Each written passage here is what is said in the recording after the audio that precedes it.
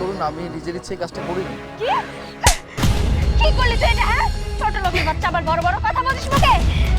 দেখ না কি করলো, আমার শার্টটার অবস্থা একদম জঘন্য গন্ধ। এখন ভার্সিটিতে কিভাবে যাবো বলতো এই নোংরা ড্রেস নিয়ে? না মানে আসলে হয়েছে কি, আপনারা বললেন না যে আপনারা ভার্সিটিতে যাবেন, ভার্সিটিতে তো যাওয়ার রাস্তা তো এটা না, ওই যে পাশে যে রাস্তাটা আছে ওটা দিয়েই অনেকে চলাফেরা করে। আর তাছাড়া এই রাস্তাটা তো ফ্রি থাকে, আমি ভেবেছিলাম হয়তো লোকজন নেই তাই গোবরটা ঢিল দিয়েছিলাম। মানেটা কি? একটা কাজ করে ফেলে এখন বলছে মনে কিছু করবেন না। এই তুই কি বুঝবি, হ্যাঁ?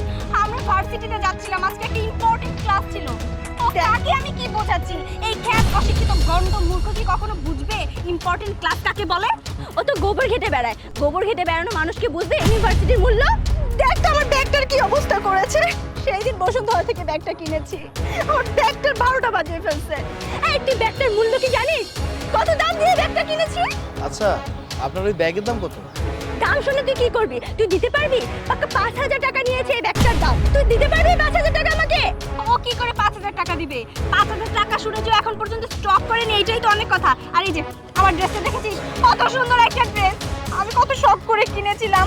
আজকে আমি ভার্সিটিতে পরে যাব বলেছি, তাই তো আমি পরেছিলাম। নতুন শার্টটার কি অবস্থা করে দিল। আচ্ছা আপনি বলুন তো আপনার এই শার্টের দামটা কত? এই ছোট লোকের বাচ্চা, তুই শার্টের দাম জেনে কি করবি, হ্যাঁ? কিনে দিতে পারবি? তোর সেই মুরত আছে? তোর পুরো গোষ্ঠী যদি বিক্রি করা হয় না, তারপরে ওই শার্টের দাম দিতে পারবি। বাপের জন্মে এত দামি দামি জিনিস কখনো দেখেছিস? আবার তুই এসবের দাম জানতে চাস? আপনারা কি যেন বললেন আপনারা ইউনিভার্সিটিতে পড়েন? কোন ইউনিভার্সিটি? বাবা, আমার ইউনিভার্সিটির কথা জিজ্ঞেস করে, বললে কি করবি তুই, হ্যাঁ? হ্যাঁ, এত কথা কেন বাড়াচ্ছেন? আমি তো আপনাদেরকে জিজ্ঞাসা করলাম যে আপনারা কোন ইউনিভার্সিটিতে পড়ালেখা করেন, বলুন না। ঠিক আছে, জিজ্ঞেস যেহেতু করছিস বলেই দিচ্ছি, এমবি ইউনিভার্সিটি। কি কি বললেন? এমবি? এমবি ইউনিভার্সিটি কোন ডিপার্টমেন্টে? দেখেছিস, রাখাল জানতে চায় আমরা কোন ডিপার্টমেন্টে পড়ি। এই তুই ডিপার্টমেন্ট জেনে কি করবি? তুই বুঝবি? আচ্ছা আমি ডিপার্টমেন্ট বুঝি কিনা সেটা বললেই তো হবে নাকি? আপনি বলেন আগে। যাই হোক, জানতে যেহেতু চেয়েছে এত আশা করে, আমরা না হয় বলেই দিই। শোন, আমরা বায়োকেমিস্ট্রি ডিপার্টমেন্টে পড়ি। বায়োকেমিস্ট্রি? আচ্ছা ঠিক আছে। সানি, এই সানি।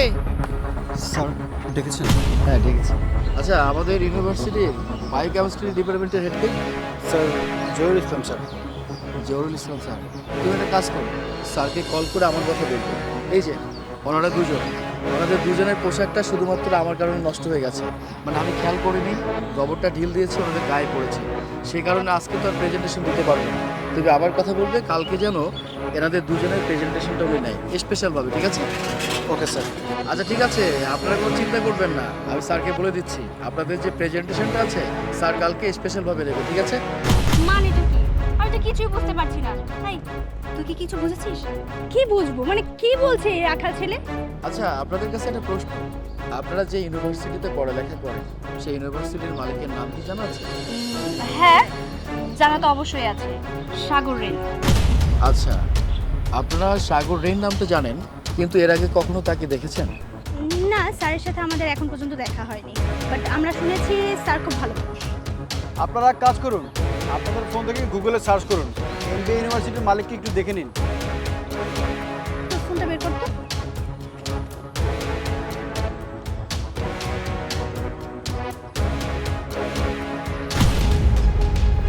দেখ, কি ব্যাপার, আপনাদের চোখ দেখে একদম কপাল উঠে গেছে, হ্যাঁ? আমি তো আসলে কিছুই বুঝতে পারছি না। উনি আমাদের, আই এম সরি স্যার, আসলে অনেক বড় মিস্টেক করে ফেলেছি আমরা, আপনার সাথে বেয়াদবি হয়ে গেছে। স্যার নেক্সট আর এরকম হবে না, প্লিজ স্যার মাফ করে দেবেন আমাদের। না না না না, পা ধরে মাপ চাইতে হবে না, এখানে তো ভুলটা আমিও করেছি।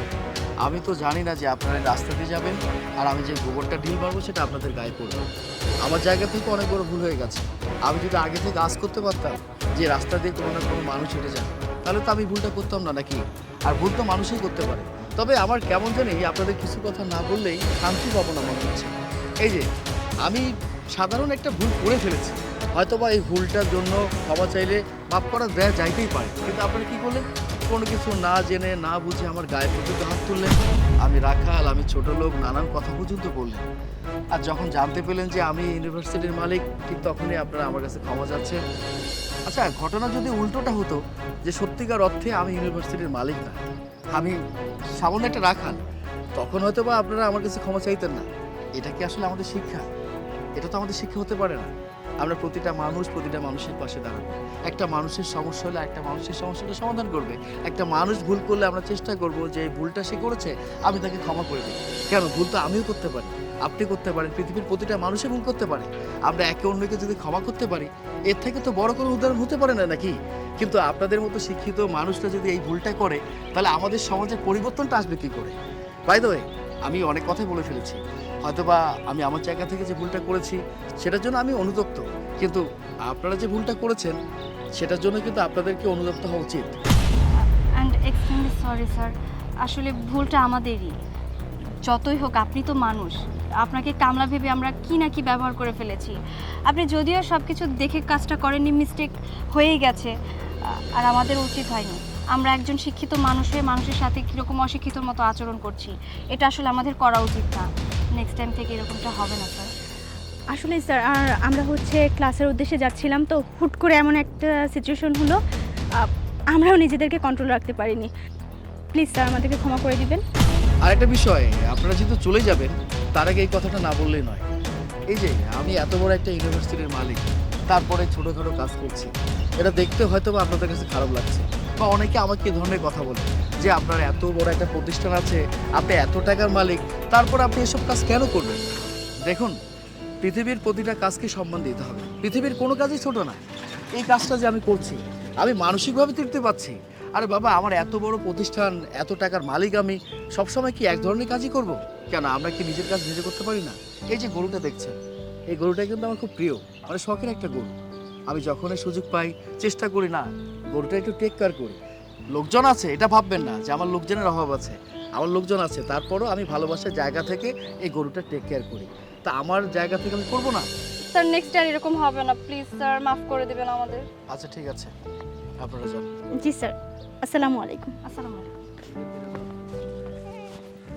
স্যার, আপনাকে কতদিন বলেছি আপনি এসব কাজ করবেন না। আমাদের রাখাল আছে, কত মানুষ আছে, আপনি কেন নিজে করতে আসেন? সামি, আমি তো তোমাকে এর আগে বলেছি এইসব কাজ করতে আমার বেশ ভালো লাগে, সেজন্য আমি এসব কাজ করছি। তোমাকে একটা কথা বলে রাখি, পৃথিবীর কোনো কাজই ছোট না, বুঝতে পেরেছো?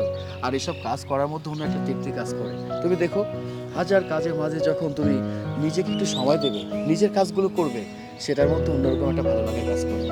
ঠিক আছে স্যার, আপনার মতো যদি প্রতিটা মানুষ হতো না, তাহলে আমাদের সমাজটা খুবই ভালো থাকতো আর শিক্ষিত একটা সমাজ গড়ে উঠতো।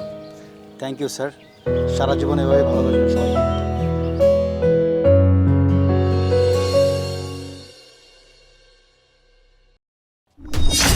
কি রে অথই, তুই? এই কে অথই? হ্যাঁ, কিসের অথই? আপনি কে? আমার নাম কিভাবে জানলেন? হ্যাঁ, কার কাছ থেকে আমার নাম শুনেছেন? বুঝলাম না, এরা কারা, কোত্থেকে আসে এরা? এটি কি কইতেছস মা? আমি তোর মা, তুই আমাদের চিন্তাছস না? আমি তোমাকে যেটা বলতে চাইছিলাম যে বাবা, আমার কয়টা ভিক্ষা দাও না, আমি সারাদিন কিছুই খাই নাই। আচ্ছা ঠিক আছে, এই নিন। 50 টাকা? হ্যাঁ, আপনাকে 50 টাকা দিয়েছি। শুনুন, আমরা এই সপ্তাহে বিয়ে করছি, আমাদের জন্য দোয়া করবেন, ও আমার হবু বউ। আচ্ছা বাবা, আমি দোয়া করে দিতেছি, তুমি যেন সুখী হও। মাইয়াটা মনে হয় অনেক সুন্দর, অনেক ভাগ্যবতী, তোমার মতো একটা পোলা পাইছে। দেই তো মা তোমার মুখখান। কি রে অথই, তুই? এই কে অথই? হ্যাঁ, কিসের অথই? আপনি কে? আমার নাম কিভাবে জানলেন? হ্যাঁ, কার কাছ থেকে আমার নাম শুনেছেন? বুঝলাম না, এরা কারা, কোত্থেকে আসে এরা? এটি কি কইতেছস মা? আমি তোর মা, তুই আমাদের চিন্তাছস না? কি ব্যাপার রথই, উনি তোমাকে চেনে? তুমি কি ওনাকে চেনো? কি অদ্ভুত বিষয়, উনি আমাকে কিভাবে চিনবে বা আমি কিভাবে চিনবো? আমি তো ওনাকে কখনো দেখিনি। তুমি যে কি বলো না, উনি যা বলছে ওনার কথাই তুমি নাচা শুরু করে দিলে। তাহলে উনি তোমার নামটা জানলো কি করে? আমি তো সেটাই ভাবছি, কিভাবে আমার নাম জানলো। আসলে আমার কি মনে হয় জানো, এইসব ভিক্ষুকদের আমার খুব ভালো করে জানা আছে। ছোট লোকের জাত এরা। যখনই মন চাইবে যে আশেপাশে কোনো বড়লোক কোটিপতি দেখবে, তখনই তাদের কাছে গিয়ে এত টাকা চেয়ে বসবে। যদি সেটাও না পারে, তাহলে না হয় ধরো একবার আমাকে মেয়ে বানাবে, তাহলে তোমাকে ছেলে বানাবে। এইসব কৌশল করে টাকা কামানোর ধান্দা এদের, আমি খুব ভালো করেই জানি। মা, তুই এটা কি কইতেছস? তুই আমার মাইয়া, আমি তোর মা, তুই আমাদের চিন্তাছস না? আর তুই আমাদের এটা কি কইতেছস? আমি তোর মা, আমি এত কষ্ট করি না তোরে, আমি ভিক্ষা করি না, রাস্তা রাস্তা নাইমা ভিক্ষা করে যে টাকা পাই এই টাকা দিয়ে তোরে লেখাপড়া শিখা করে মানুষের মতো মানুষকে করতে, যাতে তোর কোনো কষ্ট না হয়। আমি কষ্ট করি কিন্তু তোরে কষ্ট করতে দিব না। আমি এই জন্য ভিক্ষা করি আর তোরে লেখাপড়া শিখাইতেছি। 10 মাস 10 দিন গর্ভে ধইরা তোর এই ছোট থেকে তোর এই বড় করছি, তুই আমাদের চিন্তা করিস না। তোর বাপে মরে জন্মে পড়ছে, এই সংসারের হাল ধরছি আমি, রাস্তা রাস্তা নাইমা ভিক্ষা করতেছি। খালি কার লেখা, আমার লেখা না, আমি তোর লেগে ভিক্ষা করতেছি। কি ব্যাপার অথই, উনি এভাবে কেন কথা বলছে? উনি কি সত্যি তোমার মা? আরে কি অদ্ভুত, তুমিও কি এই ভিক্ষুক মহিলাটার মতো পাগল হয়ে গেলে নাকি? এই মহিলাটা কি করে আমার মা হবে? একজন ভিক্ষুক মহিলা আমার মা? আমি তোমাকে বলেছি না আমার মা বাবারও সবাই লন্ডনে থাকে, একজন ভিক্ষুক মহিলা কি করে আমার মা হয়? এই আপনি এখান থেকে যান তো, যত সব টাকা কামানোর জন্য যত সব ফোন দিচ্ছে, যান এখান থেকে বলছি। আচ্ছা চলো। আরে অদ্ভুত, এদিকে আমাদের বাসার এদিকে কখন আসলি? এই তো একটা কাজ ছিল, তোর ভাইয়া নিয়ে যাচ্ছে সাথে করে। কিন্তু তুই কোথায় যাচ্ছিলি? আমি একটু কাজে যাচ্ছি ভাইয়া, বাসা থেকে বের হলাম। তাহলে ওকে নিয়ে বাসায় যাও। আচ্ছা তুই যা, মায়ের সাথে কিন্তু দেখা করে যাবি, আমি আসছি। আরে আন্টি আপনি, অথই তোর মাকেও নিয়ে আসছিস? কি আন্টি মানে? আবার তুই বলছিস অথইর মা? আমি তো কোনো কিছু বুঝতে পারছি না। অথই, আমার বোন এসব কি বলছে? হ্যাঁ ভাইয়া, এটা অথইয়ের মা। আমরা যখন কলেজে পড়তাম তখন প্রায় আন্টি আসতো কলেজে। অথই, আমার বোন যা কিছু বলছে সব কি সত্যি নাকি মিথ্যে? না মানে ও মিথ্যে বলছে। চুপ করো, আর একটাও কথা বলবে না। আমি জীবনের সব থেকে বড় ভুল করেছি তোমার মতো একটা অমানুষকে ভালোবেসে, যে কিনা নিজের মাকে পরিচয় দিতে লজ্জা করে। এই যে মা 10 মাস 10 দিন তোমাকে গর্ভধারণ করেছে, কষ্ট করে মানুষের মতো মানুষ করেছে, এই মা ভিক্ষা করে তোমাকে চালাচ্ছে। তুই পড়ালেখা করে মানুষের মতো মানুষ হয়েছে, কিন্তু না, এখন আমার কাছে মনে হচ্ছে তুমি মানুষ হওনি, তুমি একটা অমানুষ। যে মা তোমাকে পৃথিবীর আলো দেখালো, যে মা নিজে নাকে তোমাকে খাইয়েছে, যে মা তোমার জন্য কোনো কিছু ভাবেনি যে না আমার যা কিছু হোক না কেন আমার মেয়েটা যেন সুস্থ থাকে, ভালো থাকে, আমার মেয়েটার যেন ভালো কিছু হয়, সেই মাকে আজকে তুমি অস্বীকার করছো? হ্যাঁ, আরে আমার কাছে এখন মনে হচ্ছে আমি জীবনে সব থেকে বড় ভুল করেছি তোমার মতো একটা অমানুষকে ভালোবেসে, যেখানে নিজের মাকে অসম্মান করে নিজের মাকে পরিচয় পর্যন্ত দেয় না। আরে তোমাকে যখন আমি জিজ্ঞাসা করেছিলাম যে তোমার মা বাবা কোথায়, তুমি সব সময় আমাকে একটা কথা বলেছো, না আমার মা বাবা তো বিদেশে থাকে। আর এই কথা বলবো না কেন? তার তো একটাই কারণ, আমি যদি জানি যে তোমার মা ভিক্ষা করে, এই কথাটা শুনলে কোনোভাবে যদি তোমাকে রিজেক্ট করে দেই, তাহলে তোমার সাথে আমার বিয়েটা হবে না, সেই কারণে, তাই তো? আচ্ছা ঠিক আছে, তুমি যেহেতু মিথ্যা কথা আমাকে বলেছো, সত্যটা লুকিয়েছো, আমি তোমাকে বলছি তোমার সাথে কোনো রকম রিলেশন তো সম্ভবই না। আর আমি যে তোমাকে কথা দিয়েছিলাম বিয়ে করব, সেটা অসম্ভব। এসব তুমি কি বলছো? তুমি আমার সাথে ব্রেকআপ করে দিবে? হ্যাঁ, ব্রেকআপ করা আগে উচিত ছিল, কিন্তু আমি তো সত্যটা জানতাম না। এখন যেহেতু আমার চোখের সামনে সত্যটা প্রকাশ পেয়েছে, এখন তো সুযোগ পেয়েছে, সেই কারণে রিলেশনটা আমি ব্রেকআপ করবো। তোর মতো অমানুষ নিজের প্রয়োজনে নিজের মাকে অস্বীকার করতে পারে, এমন তো সময় হতে পারে ভবিষ্যতে আমার অবস্থানের আগের মতো নেই, তখন হয়তো আমি খারাপ সময় ফেস করবো। আর সেই সময়টা তুই আমাকে অস্বীকার করবি, এমনকি আমার থেকে বেটার কাউকে যদি পেয়ে যাস, আমার মতো ছেলেকে তুই পাত্তাই দিবি না, চিনতেই পারবি না। তোকে লাস্ট বারের মতো আমি একটা সুযোগ দিচ্ছি, তুই তোর মায়ের পা ধরে ক্ষমা চাইবি, যা। মা, ও মা, তুমি আমাকে ক্ষমা করে দাও না। মায়ের পায়ের নিচে সন্তানের বেশ, আমি সেটাই ভুলে গিয়েছিলাম। আমি ভুলে গিয়েছিলাম আমার মা দিনরাত কত কষ্ট করে আমার জন্য, রোদে পুড়ে বৃষ্টিতে ভিজে মানুষের দ্বারে দ্বারে গিয়ে 2-4 টাকা হাত পেতে ভিক্ষা করে, শুধুমাত্র আমার জন্য, যাতে আমার কোনো কষ্ট না হয়, আমি যেন ঠিকমতো পড়াশোনা করতে পারি, নিজের মতো চলতে পারি।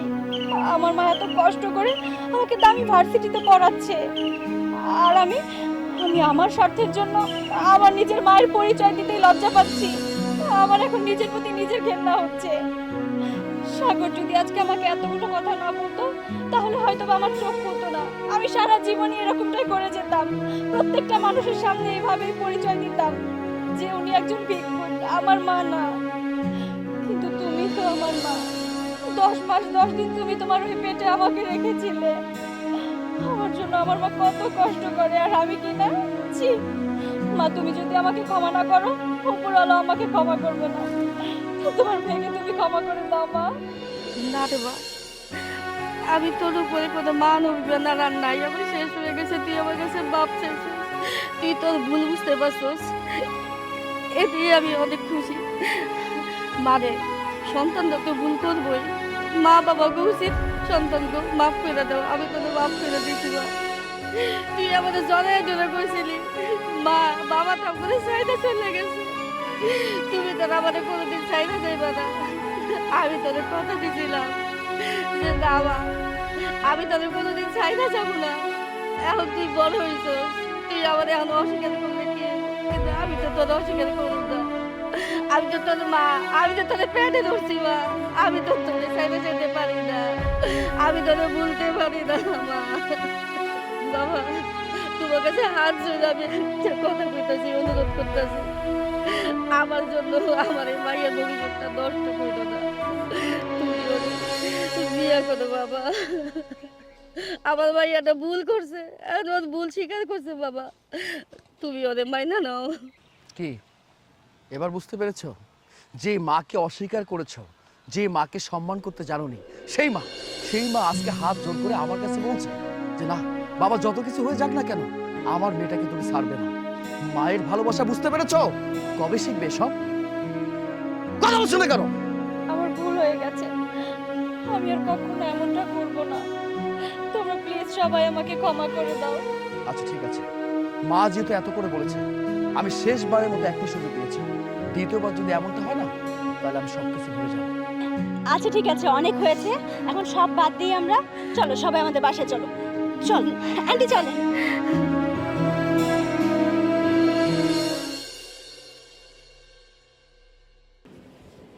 সাগর! ওই ছোট লোকের বাচ্চা, তোর এত বড় সাহস, তুই আমার মেয়ের সাথে অথই! বাবা, এইভাবে তুমি ফকিরের বাচ্চা বলে ওকে অপমান করতে পারো না। আসলে আমার আজকে রেজাল্ট দিয়েছে, আমি পাশ করেছি, আর যার কারণে একটু খুশিতে ওকে জড়িয়ে ধরছি। চুপ! একদম চুপ! ছি ছি ছি ছি ছি। আমার মুখের উপরে এত বড় কথা বলতে তোর একটু লজ্জা করলো না?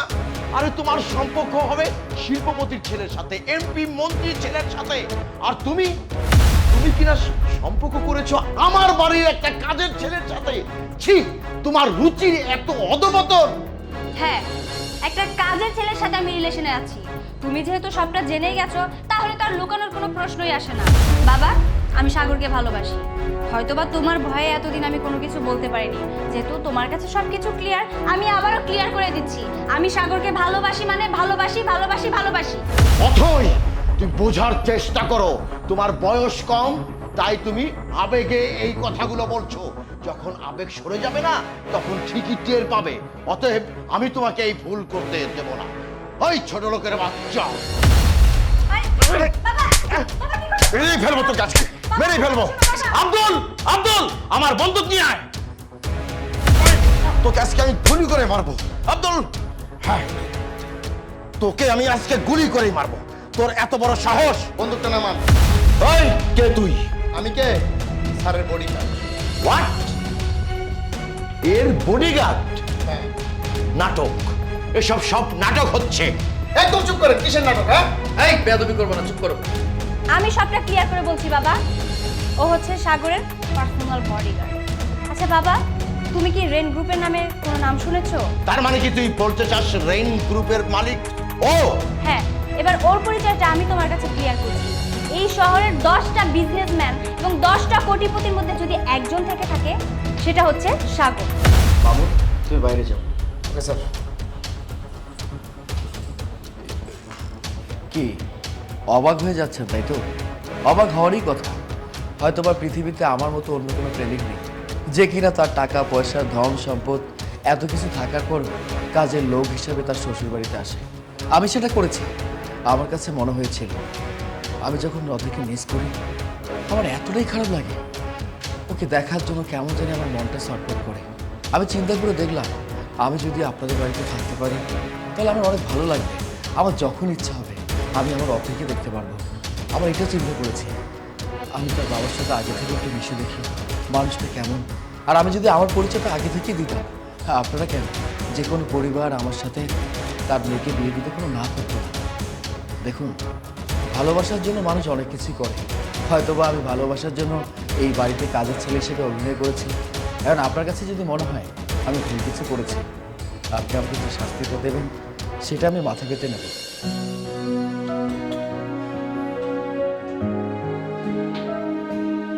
রেইন, আসলে আমি ভুল করেছি। আমি শোনা চিনতে ভুল করেছি। আমার এটা করা ঠিক হয়নি। I am so sorry. মাওতই, আমার মেয়েকে তোমার হাতে তুলে দিলাম। তোমরা সুখী হও।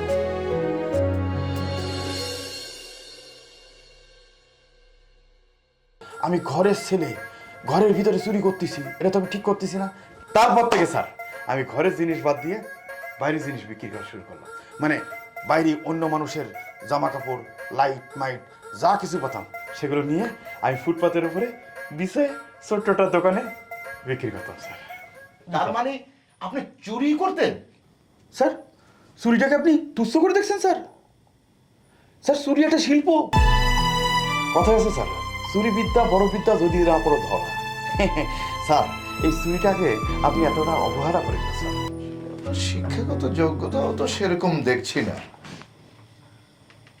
আচ্ছা, আমার এই কোম্পানিতে কিন্তু সেলসম্যান, মানে আমার পণ্য সেল করতে হবে, তো সেই বিষয়ে আপনার কি অভিজ্ঞতা আছে?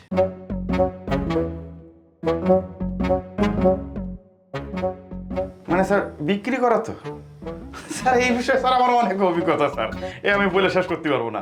মানে স্যার আমি একদম ছোটবেলা থেকে, মানে ধরেন আমার বয়স যখন 8-10 বছর, তখন থেকে স্যার আমি বেচতে বড় হয়েছি স্যার। যদি একটু বলতেন আর কি, যে ছোটবেলা থেকে কি অভিজ্ঞতা আপনার?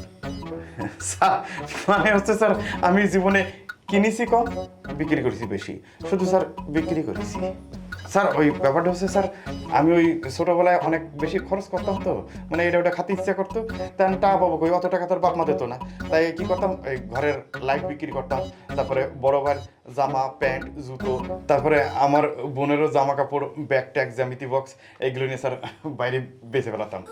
তারপর স্যার আমি যখন একটু বড় হলাম তখন স্যার আমার আবেগটা কাজ না করে বিবেকটা বেশি কাজ করলো। বিবেকের দংশন স্যার, মনে হলো আমি ঘরের ছেলে, ঘরের ভিতরে চুরি করতেছি, এটা তো আমি ঠিক করতেছি না। তারপর থেকে স্যার আমি ঘরের জিনিস বাদ দিয়ে বাইরের জিনিস বিক্রি করা শুরু করলাম। মানে বাইরে অন্য মানুষের জামা কাপড়, লাইট মাইট যা কিছু পেতাম সেগুলো নিয়ে আমি ফুটপাতের উপরে বিছে ছোট্টটা দোকানে বিক্রি করতাম স্যার। তার মানে আপনি চুরি করতেন? স্যার চুরিটাকে আপনি তুচ্ছ করে দেখছেন স্যার? স্যার চুরি একটা শিল্প। কথা আছে স্যার, চুরি বিদ্যা বড় বিদ্যা যদি না পড়ো ধরা। স্যার এই চুরিটাকে আপনি এতটা অবহেলা করেন না স্যার। স্যার চুরি করা অনেক কঠিন কাজ, এবং এটা একটা শিল্প, এবং এটার একটা ঐতিহ্য আছে বাপদাদার আমল থেকে। ও মাই গড, তার মানে আপনি ছোটবেলা থেকেই আপনি চুরি করে আপনি সেলসম্যানের দাবি করছেন, হ্যাঁ? জি স্যার, জি স্যার। আচ্ছা, আপনি যখন ছোট থেকে বড় হলেন, মানে এখন কি করছেন? স্যার এখন হচ্ছে চাকরি খুঁজতেছি, আপনি আমার চাকরি দেবেন, আমি চাকরি করব, ব্যাস বেতন পাবো, চলবে। তো আমার কোম্পানিতে তো আমার পণ্য সেল করতে হবে, তাহলে আমি আপনাকে আপাতত একটা ইন্টারভিউ নিচ্ছি। ধরুন এই যে আমার মোবাইলটা, এই মোবাইলটা আপনি আমার কাছে বিক্রি করতে আসছেন, তাহলে আপনি আমাকে কিভাবে কনভিন্স করবেন? আপনার মোবাইল স্যার আমি আপনার কাছে বিক্রি করব? হ্যাঁ। এটা তো স্যার একদম সহজ না, স্যার আপনি অন্য কিছু দেন স্যার। মানে মোবাইল তো স্যার সবাই কেনা বেচা করে, মানে কেনেও বেচেও। স্যার আরো কঠিন কিছু দেন, আরো দামি কিছু, মানে স্যার যেটা আমার লেভেলের সাথে যায়। আচ্ছা, আপনি আমাকে একটা কথা বলুন তো, আমার জিনিস আপনি আমার কাছে বিক্রি করছেন, এই জিনিসটা আপনি একেবারে তুচ্ছ মনে করছেন?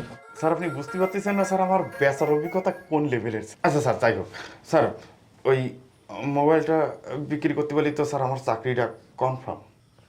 হ্যাঁ, আপনার পারফরমেন্স যদি ভালো হয় চাকরি তো হবেই। স্যার আপনি স্যার দেখেন আমি স্যার এটা কিভাবে বিক্রি করি, তবে স্যার এটা আমি এন্ট্রি থেকে দেখাতে চাচ্ছি আপনাকে। তার মানে আপনি শুরু থেকে শুরু করতে চাচ্ছেন? জি স্যার, তাহলে স্যার আপনি একেবারে এক ধ্যানে আপনি আমার বিক্রি করাটা দেখেন, হ্যাঁ আপনার জিনিস আপনার কাছে বিক্রি করবো। স্যার আপনি দেখেন, হ্যাঁ স্যার আপনি দেখেন কিন্তু দেখেন।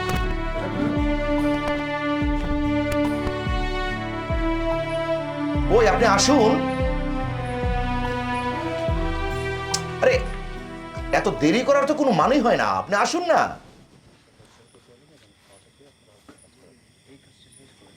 কি ব্যাপার? আশ্চর্য, আমার মোবাইল নিয়ে গেল, সে তো এখনো আসছে না। হ্যাঁ? চলে গেল না তো? মোবাইল তো কোনো ঘটনা নাকি, কিন্তু মোবাইলের মধ্যে আমার অনেক ডকুমেন্টস আছে, কিন্তু আরে আরে আরে সত্যি সত্যি কি আমার সাথে বারবারই করলো নাকি? ও মাই গড, মোবাইল গেছে যা, কিন্তু ওর মধ্যে আমার কত ডকুমেন্টস, আমার কোম্পানির সব। আচ্ছা, যেহেতু আমার মোবাইলও নিয়ে গেছে, তাহলে আমার ওই নাম্বারে ফোন দিয়ে দেখি তো। Yes, good idea.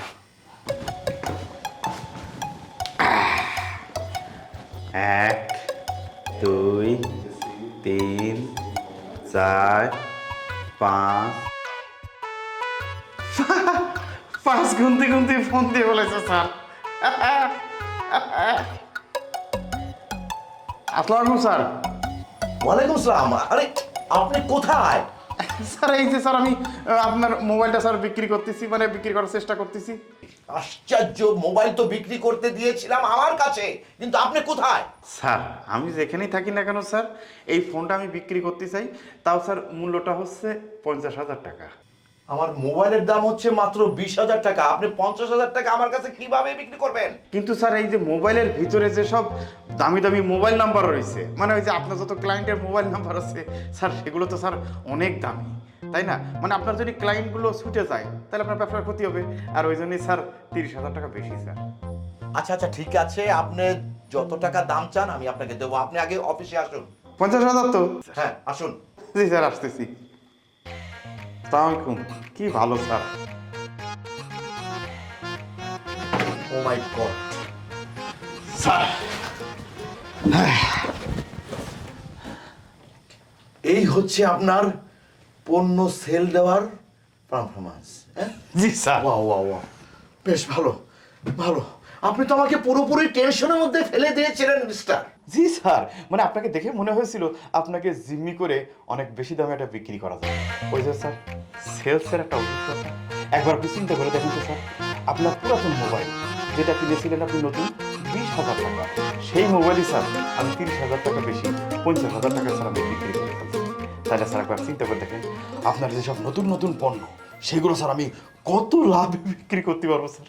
হ্যাঁ হ্যাঁ হ্যাঁ স্যার, চাকরিটা তো স্যার পাকা হয়ে যাচ্ছে। হ্যাঁ হ্যাঁ। তাহলে স্যার আসসালামু আলাইকুম। ও মাই গড,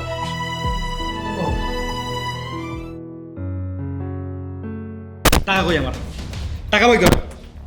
টাকা আনতে পারিনি, আব্বাই টাকা দিতে পারেনি। কি টাকা আনতে পারে না মানে? এই, টাকা আনতে পারে মানে? তোর বাপ আমার প্রত্যেক সপ্তাহে বলে যে টাকা দিবা, টাকা কই? টাকা দিবি, এখন টাকা দিবি। তোর বাপরে ফোন কর, ফোন কর, যা আমি তোরে মারতাছি তোরে, তোর বাপরে ফোন কর। আমার মাইরো না প্লিজ, আমার বাবা টাকা দিতে পারেনি, কইতে দিব কো? আমার বাবার যতটুকু সম্পত্তি ছিল। এ ডায়লগ বন্ধ কর। তোরে মারমু না, তোরে পূজা করব আমি, না পূজা করম তোরে, তোরে নাচ কেন মাইরে তোর বাপরে ফোন দে। আমার বাপের টাকা দিতে পারবো না, আমার বাপের শুধু থাকার মতো একটা ঘর আছে, ওইটা বিক্রি করে তোমার টাকা দিয়ে দিলে আমার বাপে থাকবো কই? এই তোর বাপ কি ভুলে গেছে? তোর বাপ কি ভুলে গেছে যে তোরে যখন আমার লগে বিয়ে দেয় তখন আমার কত 2 লাখ টাকা দিব? 2 লাখ দিতে কত 1 লাখ, হ্যাঁ? আর 1 লাখ টাকা প্রত্যেক সপ্তাহে দিবে, এই সপ্তাহ না ওই সপ্তাহ না ওই সপ্তাহে। আমি এত সহ্য করতে পারবো না, আমার এখন টাকা লাগে। টাকা বের কর, টাকা বের কর। আমি কিছু দিনের মতো দরকার আমি কাজ করে তোমার টাকা দিব, প্লিজ। আমার মাইরো না, আমার মাইরো না, আমি তোমার পায়ে ধরে আমার মাইরো না। আমার টাকা লাগবে, টাকা লাগবে আমার। এই চুপ, একখান কথা বলবি না, আমার টাকা লাগবে, আমার টাকা বের কর। ভাইয়া থামো। আসসালামু আলাইকুম। ওয়ালাইকুম আসসালাম। ভাইয়া ও তো আর আমাকে রাখবে না। ও নাকি আজকে আমাকে ডিভোর্স দিয়ে দিবে, আমাকে আর নিবে না। মানে রাখবে না মানে? শোনেন, ও যেটা বলেছে ঠিকই বলেছে। আমি আর ওর সাথে সংসার করব না, আমি ওকে ডিভোর্স দিয়ে দিচ্ছি। ডিভোর্স দিবে মানে? কেন ভুলে গিয়েছেন? আপনাদের না 10 লক্ষ টাকা দেওয়ার কথা ছিল? 4 বছর হয়ে গিয়েছে, অলরেডি আমাদের 2টা সন্তানও হয়ে গিয়েছে। কই সেই 10 লক্ষ টাকা তো 1 লক্ষ টাকা আপনারা দেননি। আসলে সামনের মাসেই টাকাটা দিয়ে দেবো। আসলে এই সপ্তাহে টাকাটা উঠাতে পারিনি, এই জন্য। না না শোনেন, এই আমি এতদিন চুপচাপ ছিলাম, কিন্তু এখন আমার টাকার দরকার, অনেক প্রয়োজন। এখন আমাকে 10 লক্ষ টাকা দিতে হবে। আপনি কি পারবেন 1 সপ্তাহের মধ্যে আমাকে 10 লক্ষ টাকা দিতে? যদি পারেন তাহলে আমি আপনার বোনকে নিয়ে সংসার করবো, আর করবো না। এখন আপনি বলেন। এটা কি কথা বলতেছেন? আমি তো বলছি টাকাটা দিয়ে দেবো, সামনের মাসে দিয়ে দেবো। তাও এই কথা বলে না যে আমার বোনের ডিভোর্স দিবেন আপনি। সামর্থ্য নেই যখন, তাহলে আমাকে তখন কেন বলেছিলেন 10 লক্ষ টাকা দিবেন? কি দরকার ছিল? বলতেন না আমি অন্য কোনো মেয়েকে বিয়ে করতাম, যে কোনো পাত্রী বাবাই আমাকে 10 লক্ষ টাকা দিত। দেখেন, আমি নিহাত ভদ্র মানুষ বলে আপনার বোনের গায়ে এখন কিন্তু হাত তুলিনি। যেটা আমি এসে দেখলাম আপনি ভাবির উপর যে টর্চার করছেন, এখন আমার উচিত না আপনার বোনকে এভাবে মারা? আমার তো মনে হয় আরো বেশি উচিত, কারণ আপনি তার বাবার কাছে 1 লক্ষ টাকা পাবে। 1 লক্ষ টাকার মার যদি এরকম হয়, তাহলে 10 লক্ষ টাকার মার কেমন হবে? আমার তো মনে হয় ওর হাত পা সব ভেঙে দেওয়া উচিত, উচিত কিনা? না না, আমি ওকে তো মারছি না, আমি একটু। শোনেন, আমি সব কিছু জেনে শুনিয়ে এসেছি। আপনি প্রতি রাতে আপনার বউয়ের সঙ্গে টর্চার করেন। কেন মারেন? আপনি তো জানেন আপনার শ্বশুরবাড়ির অবস্থা কেমন। আপনাদের মতো এতটা সচ্ছল না। ওনার বাবা একজন কৃষক। একজন কৃষক কি করে পারবে 1 লক্ষ টাকা দিতে? একটু আপনার বিবেকে বাদ দিন। শোনেন, আমার ওয়াইফ যেমন আপনার বোন, তেমনি উনিও কারোর বোন, কারোর সন্তান। সুতরাং হিসাবটা নিশ্চয়ই বুঝতে পেরেছেন। আপনি যেমন ওনাকে টর্চার করছেন, আজকে থেকে 1 সপ্তাহ পর্যন্ত আমি আপনার বোনকে টর্চার করব। টাকা না পেলে আরও বেশি টর্চার করব। এখন আপনি চিন্তা করেন কী করবেন। আমি আপনার কাছে হাত জোর করে বলছি, এই কথা আপনি বলবেন না। আমার একমাত্র বোন, আর আমার বোন হচ্ছে আমার চোখের মণি। আমি যে কোনো বিনিময়ে আপনার টাকা দিব, তাও এই কথা বললেন না। শোনেন, আমাদের বিয়ের কাবিন ছিল কত? 5 লক্ষ টাকা না? এই যে 5 লক্ষ টাকা, 1 সপ্তাহের মধ্যে ডিভোর্স লেটারটা পাঠিয়ে দেবো। আমি গেলাম। ভাইয়া, আপনি এভাবে যাবেন না। আমি যত দ্রুত সম্ভব আমি টাকা ম্যানেজ করছি, যেভাবে হোক। তাও আমার বোনের সংসারটা আমি টেকাবো ভাইয়া। এই ধরনের সিদ্ধান্ত আপনি নিয়েন না ভাইয়া, প্লিজ ভাইয়া। আমি আপনার কাছে হাত জোর করে বলছি, আমার বোনের এত বড় সর্বনাশ করবেন না। আমার বোনের 2টা ছোট ছোট বাচ্চা আছে, আপনারও তো বাচ্চা, ওরা তো এতিম হয়ে যাবে। প্লিজ এত বড় কাজটা করবেন না। আমার কাছে ক্ষমা চাইতে হবে না। আপনি আসলে আমার কাছে কোনো অন্যায় করেননি। যতটুকু অন্যায় করেছেন ভাবির কাছে করেছেন। ক্ষমাটা ওনার কাছে চান। যদি উনি আপনাকে ক্ষমা করেন, তাহলে ওইটাই হবে আমার ক্ষমা। তুমি আমাকে মাফ করে দাও, আর কখনো তোমাকে আমি মারবো না। আমি অনেক বড় ভুল করেছি, আর তোমার বাপের বাড়ির যে টাকা, ওই টাকা আমার লাগবে না। আর শোনো ভাইয়া, এটা আমাদের কাবিনের টাকা ছিল না। শুনলাম ইদারিং তোমার ব্যবসা খুব খারাপ যাচ্ছে, সেজন্য তোমার জন্য নিয়ে আসছিলাম। নাও, এটা দিয়ে ব্যবসা ভালো করে করো আর ভাবিকে হ্যাপি রেখো। তোর ভাবিকে আমি অনেক সুখে রাখবো, আর কখনো মারবো না। এখন একটু চা খাওয়াবে আমাদেরকে? হ্যাঁ অবশ্যই, তোমরা বসো আড্ডা দাও, আমি আজকে নিজে হাতে চা করে নিয়ে আসতেছি। যাও তাড়াতাড়ি এসো। হ্যাঁ। আরে বসেন।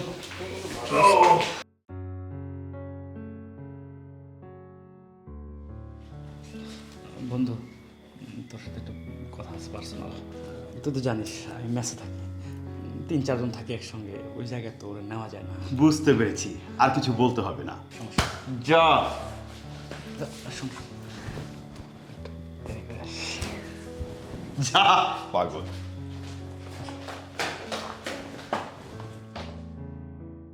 শোনো বাবা, মেয়েটার আমি খবর নিয়েছি, মেয়েটা খুব ভালো। আচ্ছা,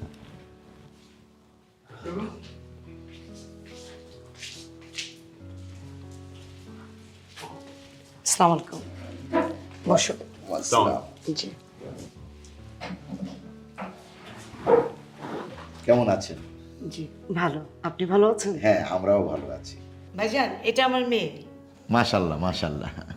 আপনি আপনি এখানে? কি ব্যাপার বাবা, তোমরা দুজন দুজনকে চেনো নাকি?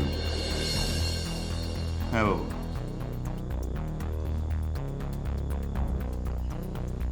বাবা, আমি একটু ওনার সাথে পার্সোনালি কথা বলতে চাই। পার্সোনাল কথা আবার কিসের? মা, ওনার সাথে আমারও কিছু জরুরি কথা বলা দরকার। আপা, এখন আধুনিক যুগ, ছেলে মেয়েরা একটু পার্সোনাল কথা বলবে, আমরা একটু সুযোগ করে দিই। চলুন আমরা ওই রুমে যেয়ে কথা বলি। আসো।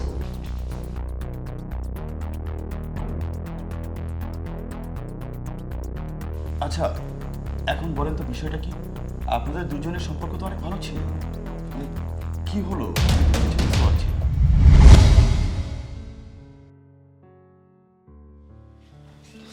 বন্ধু, তোর সাথে একটা কথা আছে পার্সোনাল। সে ঠিক আছে, কি? গার্লফ্রেন্ড। বিষয় হচ্ছে কি, তুই তো জানিস আমি মেসে থাকি, 3-4 জন থাকি একসঙ্গে, ওই জায়গায় তো ওরে নেওয়া যায় না। বুঝতে পেরেছি, আর কিছু বলতে হবে না। আচ্ছা, ইয়ে মানে বলছিলাম কি, আমি তো ব্যাচেলর, আর একটা ব্যাচেলরের রুম কিন্তু খুব অগোছালো থাকে। Please don't mind. না না, কোনো সমস্যা নেই।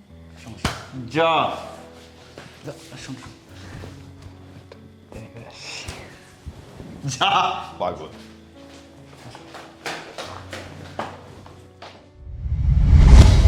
আসলে ভাইয়া, হয়েছে কি, আমি তো ওকে অনেক ভালোবাসতাম, ও আমাকে অনেক ভালোবাসতো।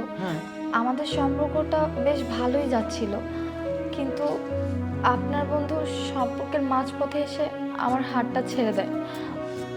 আমি শুনেছি ওর আরো বহু নারীর সাথে সম্পর্ক আছে, ও আমাকে ধোঁকা দিয়েছে। আর আপনার সাথে আমার যে জরুরি কথাটা, এটা যদি আমি আপনাকে না বলে আপনাকে বিয়ে করি, এটা আমি অপরাধ করব। কি কথা? আসলে আমি প্রেগনেন্ট।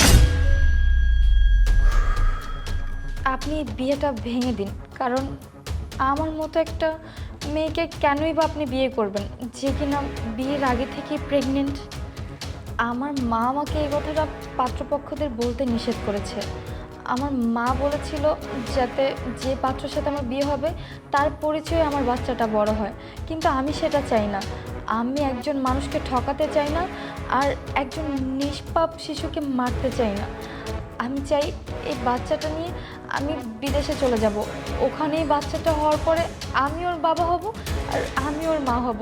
আমি আপনাকে ঠকাতে পারবো না, তার জন্য আমি আপনাকে এই কথাটা আগে থেকে ক্লিয়ার করে দিলাম। তাছাড়া অপরাধ তো আমরা করেছি, এই বাচ্চাটার তো কোনো দোষ নেই। এই নিষ্পাপ শিশুকে হত্যা করা আমার পক্ষে পসিবল না, আর এই শিশু পেটে নিয়ে একজনকে মিথ্যে কথা বলে তার সংসারে যাও আমার পক্ষে পসিবল না। আপনি বিয়েটা ভেঙে দিন। ঠিক আছে, তাহলে এক কাজ করি, আমি আমার বাবাকে বলে বিয়েটা ভেঙে দিচ্ছি। আর ঠিকই বলেছেন, মানে অন্যের পাপের বোঝা আমি কেন বইতে যাব? এগুলো তো ঠিক না।